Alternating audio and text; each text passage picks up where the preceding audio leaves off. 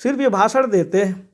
अब अभी देश का किसान जो पंजाब के, खासकर किसान हरियाणा के, पंजाब के, देश की आज़ादी दिलाने में आहुति दे दी, प्राण न्यौछावर कर दिया। आज वो आहुति अपने जायज़ हक के लिए दे रहे हैं और यहाँ भाजपा के नेता घूम रहे हैं कि जो हमने कानून बना दिया, ये कानून इतना बढ़िया है, इसको ज़बरदस्ती स्वीकार कराएंगे। मध्य प्रदेश में तो यही चल रहा है कि ये बताने का प्रयास किया जा रहा है कि हम कानून जो हमने किसानों के लिए किया, इसके लिए अब ये जो बताने का प्रयास हो रहा है सरकारी अमले के द्वारा किया जा रहा है। सरपंच सेक्रेटरियों का इन्वॉल्वमेंट करके, डंडा मार के, ज़बरदस्ती किसानों को बिठा के भाषण दिलवाया जा रहा है, भाषण सुनाया जा रहा है। तो किसान जानता है कि उसके साथ किस तरह का अन्याय हो रहा है। किसान मूर्ख नहीं है, अन्नदाता है, जिसने पूरे देश को पालने का काम करता है, जो सबको जीवन दाता है, उसके साथ इस तरह का दुराचार व्यवहार, ये तो हम समझते हैं कि ये लोग अन्यायी है। भारतीय जनता पार्टी के लोग सिर्फ झूठ बोलो,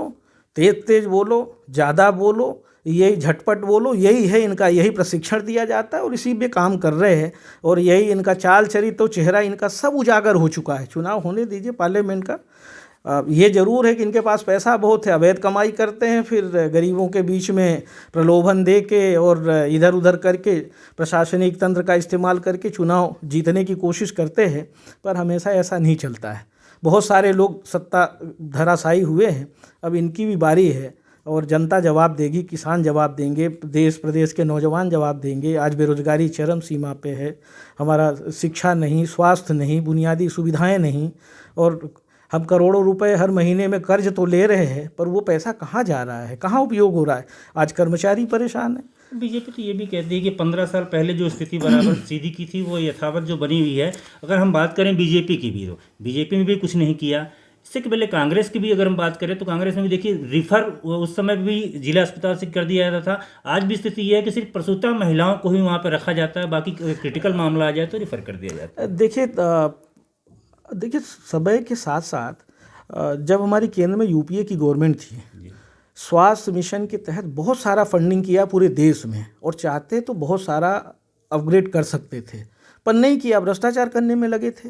कई जगह भ्रष्टाचार कुछ राज्यों में पकड़ाया भी है, और मध्य प्रदेश में वही हालात थे। अभी आप देखिए, कोरोना संक्रमण काल जब शुरू हुआ, जब कम मरीज थे, तो बहुत सारी भर्तियां की स्वास्थ्य कर्मियों की, और आज जब उसका विस्तार हो गया, आज ज़रूरत है, तो अब उनके ऊपर लाठी डंडा बरसा रहे। आज उनको अब पृथक कर दिया। कितनी बेरोजगारी है। और लोगों को मौका देने की बजाय, लोगों से काम लेने की बजाय, जब ज़रूरत होती है तब काम नहीं लेते हैं, तब उनको मौका नहीं देते। यही हालात शिक्षा का है, यही हालात स्वास्थ्य का है। सभी जगह अगर जिधर भी आप नज़र दौड़ाएंगे, हमारी जो बुनियादी सुविधाएं थी वो धीरे धीरे ख़त्म होती जा रही हैं, और प्राइवेट सेक्टर्स को देने का पूरी तरह से, चाहे किसानों का विषय हो, चाहे स्वास्थ्य का हो, चाहे आपका शिक्षा का हो, सब प्राइवेट सेक्टर को देने की पूरी तरह से कोशिश हो रही है।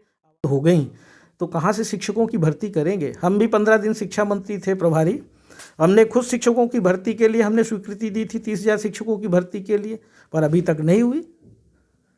हमने खुद फाइल में साइन किया था, हमारे कमलनाथ जी ने भी डिमांड किया, हम लोग भी मांग कर रहे हैं, पर शिक्षकों की भर्ती हो, शिक्षा का स्तर सुधरे, तो बिना शिक्षक के थोड़ी पढ़ाई हो सकती है। जी बिल्कुल। हमारे यहाँ के जो शिक्षित बेरोजगार हैं वो अपेक्षा रखते हैं जनप्रतिनिधियों से कि वो कहीं ना कहीं पर हमें कहीं नौकरी दिलवा देंगे, क्योंकि जो अन्य प्रदेश वो जाते हैं। तो क्या उनके लिए कोई विकल्प है कि वो ऐसा हो सके?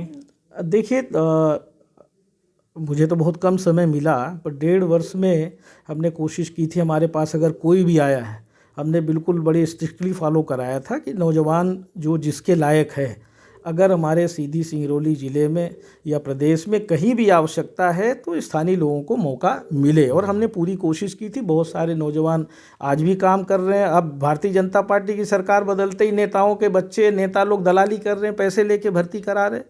ये कौन सी राजनीति है, कौन सी समाज सेवा है। देखिए, हमने जैसा पहले कहा, इनका कोई चाल चरित्र चेहरा नहीं है। ये बोलते कुछ है, करते कुछ और है। इनके नेताओं की क्या चरित्र है वो भी आप जानते हैं। तो ये सिर्फ भाषण देते हैं। मतलब सीधे सीधे कहा जा सकता है कि कांग्रेस को बहुत कम समय मिला विकास के लिए, उसके बाद कांग्रेस की सरकार चली गई। तो कांग्रेस की सरकार ने, देखो, शिक्षकों की भर्ती, हमने तो हमारे पंचायती राज के जो पदाधिकारी थे, चुने हुए जनप्रतिनिधि थे, उनने शिक्षकों की वर्ग 1, 2, 3 की भर्ती की थी। आज वही स्कूल संचालित कर रहे हैं।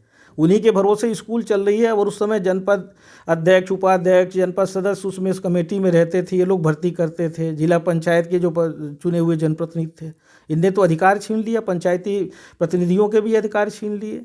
देखिए, हमने बहुत कम समय में डेवलपमेंट्स के बहुत सारे काम किए हमने, चाहे ये आपका सोन नदी का पुल का विषय हो, चाहे आपका हम एक नया पुल सेंक्शन कराएं बारपान से जो सरौधा पहुंचता है, भैंसाहुड़ पहुंच मार्ग 12 करोड़ का, वो निर्माणाधीन है, अंतिम चरण में है। ये जब विधायक थे तभी हमने इसके लिए लड़ाई लड़के कराया था।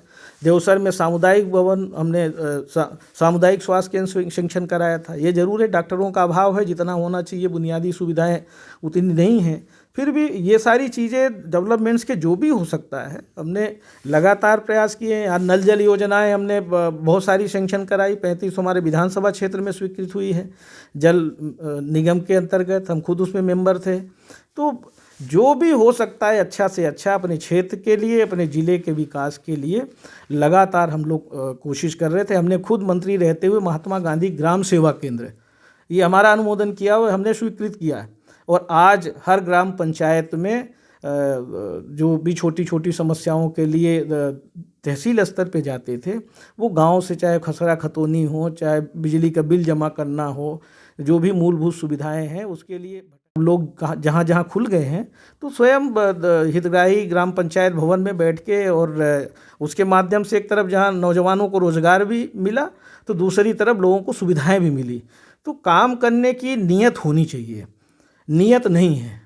हमने तो कई बार विधानसभा में भाजपा सरकार में कोशिश किया कि सीधी का जो लॉ फैकल्टी बंद हो गई है, आज बच्चे रीवा जाते हैं या तो प्राइवेट कॉलेज का जहां भवन नहीं है वो खुल गया, और जहां इतना भव्य भवन बना है उसके लिए पहल नहीं करते भाजपा के नेता, स्थानीय विधायक हों चाहे अन्य भारतीय जनता पार्टी के नेता हों। अगर हमारी सरकार रहती, हमने इसके लिए प्रयास किया था, इस सत्र में 100% लॉ फैकल्टी सीधी में शुरू होती। अब सरकार बदल गई तो नीयत भी बदल जाएगी। सीधी और सिंगरौली एक हुआ करता था, सिंगरौली को अलग करने से आप क्या मानते हैं कि सीधी में अब कुछ बचा? देखिए, सीधी में भी बहुत कुछ है और सिंगरौली भी, क्योंकि सिंगरौली क्षेत्रफल के दृष्टिकोण से लोगों को सुविधा होती थी, तो जिला बनने में कोई बुराई नहीं है। अगर हम अच्छे से काम करने लगें, शासन की तरफ से भी बहुत सारी फंडिंग होती है, अगर हम उन मदों का सही इस्तेमाल करने लगें तो मुझे नहीं लगता है कि किसी प्रकार की कोई परेशानी आनी चाहिए। और कई बार सिंगरौली ज़िले से भी डीएमएफ वगैरह में प्रयास करने पे मद मिल जाता था, पर अभी तो जो भाजपा सरकार ने नीति बना दी है, पहले ज़िले का प्रभारी मंत्री और कलेक्टर मिलके सीओ जिला पंचायत और स्थानीय जो विधायक हैं ये तय करते थे कि हमारे ज़िले में जो भी डीएमएफ से माइनिंग से फंड आया है उसको हम लोग प्लानिंग करके डेवलपमेंट में खर्चा करेंगे, व्यय करेंगे। अभी भारतीय जनता पार्टी की सरकार ने जो नीति बना दी है वो पैसा भोपाल जाने लगा है, अब वहाँ से तय करेंगे। अब ये अंतर है, जो हम लोग ज़िले में करते थे, ज़िले में जो अधिकार मिला हुआ था, अब वो अधिकार छीनने का काम कर लिया। अब मुख्यमंत्री जी और चीफ सेक्रेटरी तय करेंगे, तो ये तो दुर्भाग्य है। मैंने पैसा हमारे यहाँ का जाएगा वहाँ से तय वहाँ से तय होगा, तो हर जगह उनको भ्रष्टाचार करना है, वो तय करेंगे कहाँ देना है, क्या करना है। जैसे हम लोग तो विकेंद्रीकरण की बात करते हैं, अधिकार संपन्न बनाने की बात करते हैं, और किया भी था। पंचायतों का अधिकार छीन लिया, जो पहले पंचायतों को अधिकार था वो अधिकार छीन लिया हमने। तो उनका अभी निर्माण कार्य में जितनी गौशालाएँ बनी हैं वो गौशाला ग्राम पंचायतें बनाई है, 38 लाख के लगभग लागत की बनती है। ये गौशाला ग्राम पंचायतों ने बनाने का काम किया है। ये गौशाला कोई प्राइवेट सेक्टर का कोई ठेकेदार आके आरईएस के इंजीनियर वो नहीं बनाए, वो सुपरविजन में उनके बना है, पर कितनी बढ़िया गौशालाएं बनी हैं। तो हम लोग जो भी नीति बनाते हैं वो विकेंद्रीकरण, लोगों को अधिकार संपन्न बनाने के दृष्टिकोण में करते हैं। बात कहा कि विकास के लिए जिज्ञासा होनी चाहिए। अगर हम सीधी की बात करें तो आप लौते कांग्रेस के विधायक हैं, बाकी जो हैं बीजेपी के विधायक हैं, तो जब उनकी सरकार है तो क्या उनका संकल्प नहीं बनता कि सीधी को सुंदर बनाया जा सके?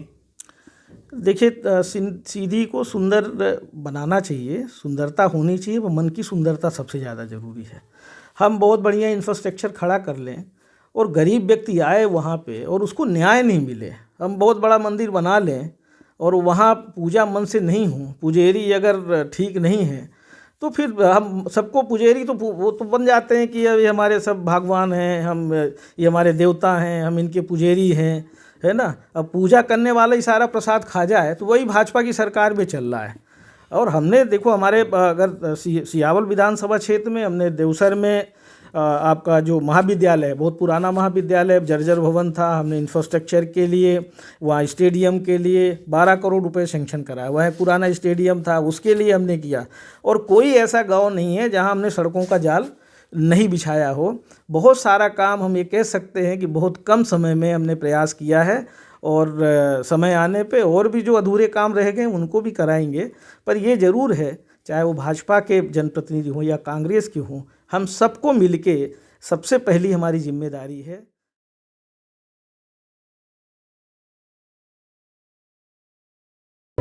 McHappy offered with our brand with SS Footwear, बैरन का एकमात्र प्रतिष्ठान जहां आपको मिलेगा सभी branded shoes, sandals, wallets, belts, all accessories, साथ ही बाटा की वैरायटी ऑफ आइटम जो आपके गेटअप को देंगे परफेक्ट लुक। तो देर किस बात की, आज ही विजिट करें हमारे शोरूम। हमारा पता है 426 वैडन, बिंदनगर रोड, धोती, वैडन, सिगरौली, मध्य प्रदेश। नंबर 9425177049, 9798859115।